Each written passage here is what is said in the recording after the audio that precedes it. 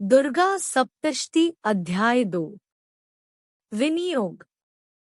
मध्यम चरित्र के विष्णु ऋषि, महालक्ष्मी देवता, उष्णिक छंद, शाकंभरी शक्ति, दुर्गा बीज, वायु तत्व और यजुर्वेद स्वरूप है। श्री महालक्ष्मी की प्रस्तुतता के लिए मध्यम चरित्र के पाठ में इसका विनियोग है। ध्यान।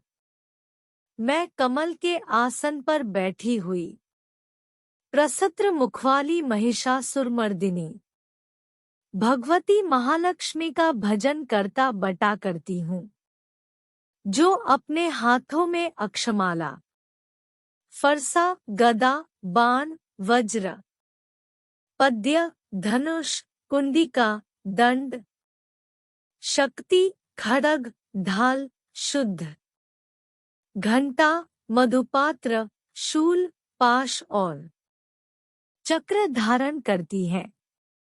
कमल के आसन पर बैठी हुई, हाथों में शस्त्र धारण किए हुए महिषासुरमर्दिनी भगवती महालक्ष्मी का ध्यान। महर्षि मेघा बोले, प्राचीन काल में देवताओं और असुरों में पूरे 100 वर्षों तक घोर युद्ध हुआ था। उनमें असुरों का स्वामी महिषासुर था और देवराज इंद्र देवताओं के नायक थे। इस युद्ध में देवताओं की सेना परास्त हो गई थी और इस प्रकार संपूर्ण देवताओं को जीत महिषासुर इंद्र बन बैठा था। युद्ध के पश्चात हारे हुए देवता प्रजापति श्री ब्रह्मा को साथ लेकर उस स्थान पर पहुँचे जहाँ पर कि भगवान शंकर विराजमान थे। देवताओं ने अपनी हार का सारा वृतांत भगवान श्री विष्णु और शंकर जी से कह सुनाया। वह कहने लगे, हे प्रभु, महिषासुर सूर्य, इंद्र, अग्नि, वायु, चंद्रमा, यम, वरुण तथा अन्य देवताओं के सब अधिकार छीनकर सबका अधिष्ठाता स्वयं बन बैठा है। उसने समस्त देवताओं को स्वर्ग से निकाल दिया है। समस्त देवता मनुष्यों की तरह पृथ्वी पर विचर रहे हैं। दुर्गा सप्तशती। दैत्यों की सारी करतूत हमने आपको सुना दी है और आपकी शरण में इसलिए आए हैं कि आप उनके वध का कोई उपाय सोचें। देवताओं की बातें सुनकर भगवान श्री विष्णु और शंकर जी को दैत्यों पर बड़ा गुस्सा आया। उनकी भौहें तन गई और आंखें लाल हो गई। गुस्से में भरे हुए भगवान विष्णु के मुख से बड़ा भारी तेज निकाला और उसी प्रकार का तेज भगवान शंकर जी, ब्रह्मा जी और इंद्र आदि दूसरे देवताओं के मुख से प्रकट हुआ। फिर वह सारा तेज एक में मिल गया और तेज का पुंज वह ऐसे दिखता था जैसे कि जाज्वल्यमान पर्वत हो।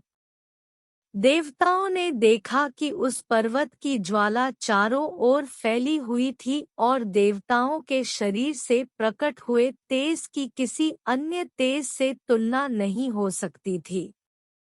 एक स्थल पर इकट्ठा होने पर वह तेज एक देवी के रूप में परिवर्तित हो गया और अपने प्रकाश से तीनों लोकों में व्याप्त जान पड़ा। वह भगवान शंकर जी का तेज था। उससे देवी का मुख प्रकट हुआ। यमराज के तेज से उसके सिर के बाल बने। भगवान विष्णु जी के तेज से उसकी भुजाएं बनी।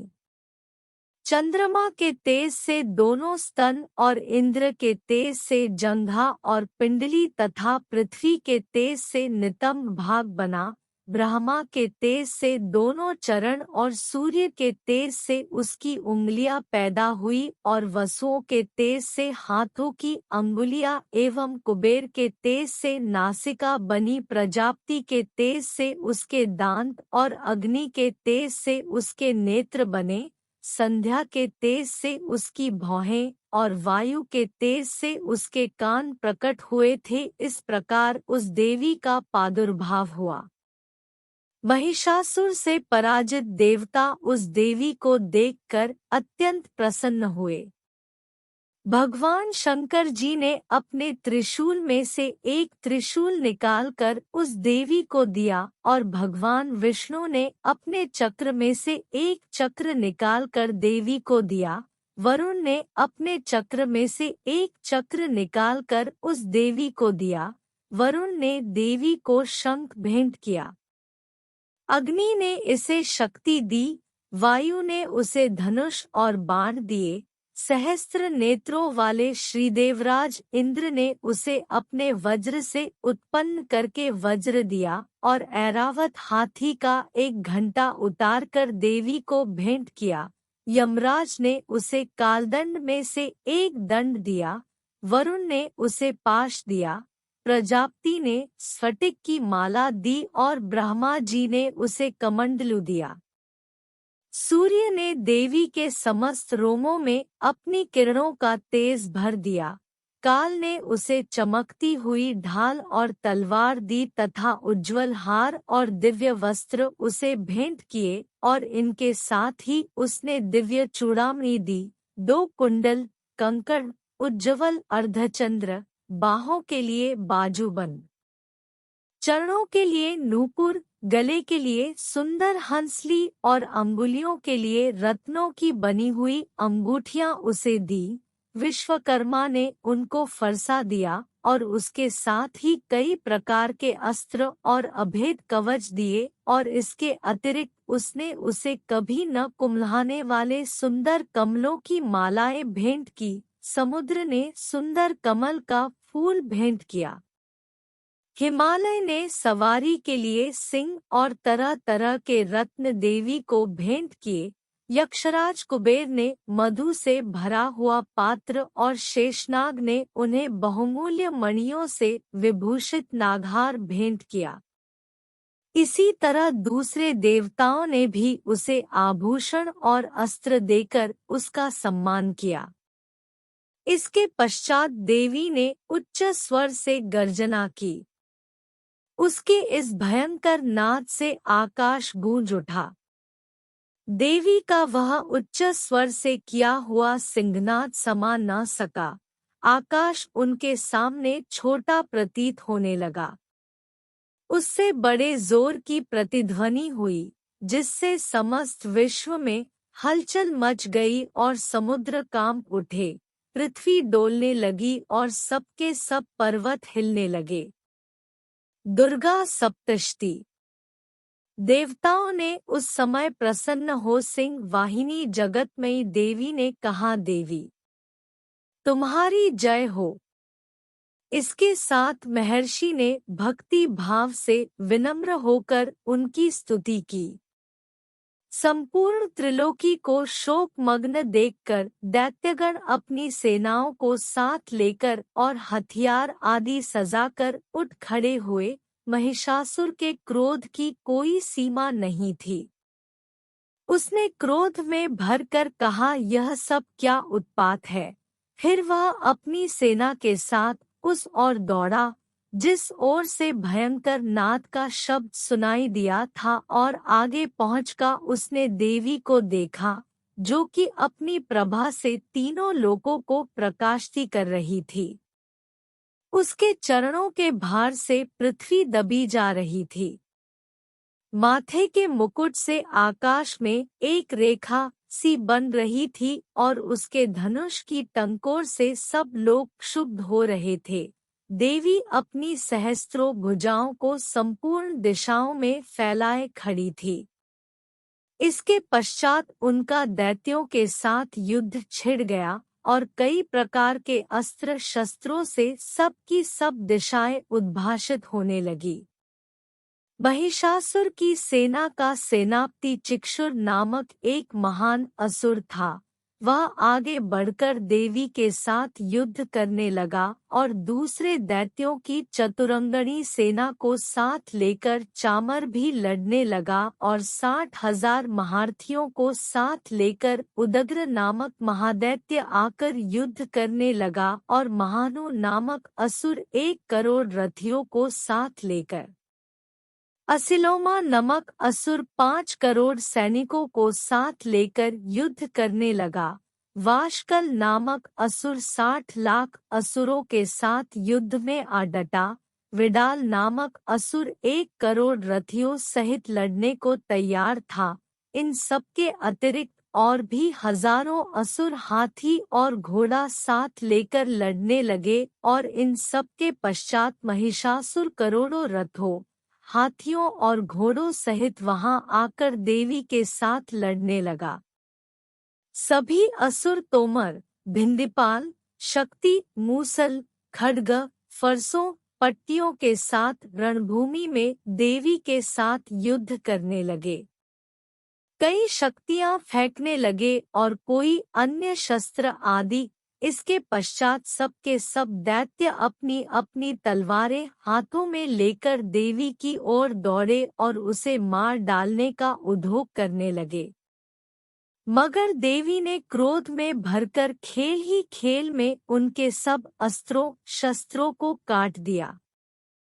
इसके पश्चात ऋषियों और देवताओं ने देवी की स्तुति आरंभ कर दी और वह प्रसन्न होकर असुरों के शरीरों पर अस्त्र शस्त्रों की वर्षा करती रही। देवी का वाहन भी क्रोध में भरकर दैत्य सेना के बीच इस प्रकार विचरने लगा जैसे कि वन में दावानल फैल रहा हो। युद्ध करती हुई देवी ने क्रोध में भर जितने श्वासों को छोड़ा वह तुरंत ही सैकड़ों हजारों गणों के रूप में परिवर्तित हो गए। फरसे, भिंद्रीपाल, खड्ग इत्यादि अस्त्रों के साथ दैत्यों से युद्ध करने लगे। देवी की शक्ति से बड़े हुए वह गण दैत्यों का नाश करते हुए ढोल, शंख व मृदंग आदि बजा रहे थे। तदंतर देवी ने त्रिशूल, गदा, शक्ति, खड्ग इत्यादि से सहस्त्रों असुरों को मार डाला। कितनों को घंटे की भयंकर आवाज से ही यमलोक पहुंचा दिया। कितनों ही असुरों को उसने पाश में बांधकर पृथ्वी पर धर घसीटा। कितनों को अपनी तलवार से टुकड़े टुकड़े कर दिया और कितनों को गदा की चोट से धरती पर सुला दिया। कई दैत्य मूसल की मार से घायल होकर रक्त वमन करने लगे और कई शूल से छाती फट जाने के कारण पृथ्वी पर लेट गए और कितनों की बाण वर्षा से कमर टूट गई। देवताओं को पीड़ा देने वाले दैत्य कट कट कर मरने लगे। कितनों की बाहें अलग हो गई, कितनों की ग्रीवाएं कट गई, कितनों के सिर कटकर दूर भूमि पर लुढ़क गए, कितनों के शरीर बीच में से कट गए और कितनों की जंघाएं कट गई और वह पृथ्वी पर गिर पड़े। कितने ही सिरों व पैरों के कटने पर भी भूमि पर से उठ खड़े हुए और शस्त्र हाथ में लेकर देवी से लड़ने लगे। और कई दैत्यगण भूमि में बाजों की ध्वनि के साथ नाच रहे थे। कई असुर जिनके सिर कट चुके थे बिना सिर के धड़ से ही हाथ में शस्त्र लिए हुए लड़ रहे थे। दैत्य रह रहकर ठहरो ठहरो कहते हुए देवी को युद्ध के लिए ललकार रहे थे। जहां पर यह घोर संग्राम हुआ था वहां की भूमि रथ, हाथी, घोड़े और असुरों की लाशों से भर गई थी और असुर सेना के बीच में रक्तपात होने के कारण रुधिर की नदियां बह रही थी और इस तरह देवी ने असुरों की विशाल सेना को क्षण भर में इस तरह से नष्ट कर डाला जैसे तृण काष्ठ के बड़े समूह को अग्नि नष्ट कर डालती है। और देवी का सिंह भी गर्दन के बालों को हिलाता हुआ और बड़ा भारी शब्द करता हुआ असुरों के शरीर से मानो उनके प्राणों को खोज कर रहा था। वहां देवी के गणों ने जब दैत्यों के साथ युद्ध किया तो देवताओं ने प्रसन्न होकर आकाश से उन पर पुष्प वर्षा की। इति श्री दुर्गा सप्तशती दूसरा अध्याय। जय माता दी।